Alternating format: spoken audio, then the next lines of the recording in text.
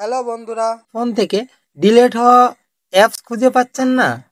খুঁজতে খুঁজতে একদম হয়রান হয়ে গেছেন। অ্যাপসগুলো এখন আপনার জন্য খুবই প্রয়োজনীয়। তাহলে আজকের ভিডিওটা আপনার জন্যই। মাত্র 2 মিনিটে প্লে স্টোর থেকে আপনার হারিয়ে যাওয়া প্রয়োজনীয় অ্যাপসগুলো এখনই ফিরিয়ে আনুন। তো চলুন শুরু করি। প্রথমত আপনি প্লে স্টোরে চলে আসবেন। প্লে স্টোরে এসে উপরে যে প্রোফাইল আইকন আছে সেখানে ক্লিক করবেন। ক্লিক করার পর চলে আসবেন ম্যানেজ অ্যাপ অ্যান্ড ডিভাইস নামে একটা অপশন। সেখানে আসার পর দেখবেন আবার পেয়ে যাচ্ছেন ম্যানেজ নামে একটা অপশন। ম্যানেজে আসার পর দেখেন লেখা আছে দিস ডিভাইস। দিস ডিভাইসে ক্লিক করবেন। ক্লিক করার পর সবার নিচে লেখা আছে নট ইনস্টল, এটা ক্লিক করবেন।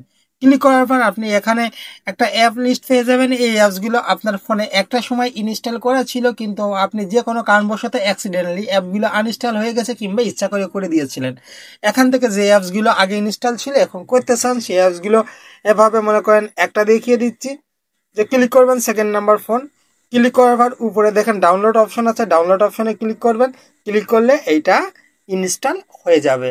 আজকের ভিডিওটা কেমন লাগছে? যদি উপকারে আসে অবশ্যই একটা লাইক কমেন্ট শেয়ার করবেন। ধন্যবাদ সবাইকে।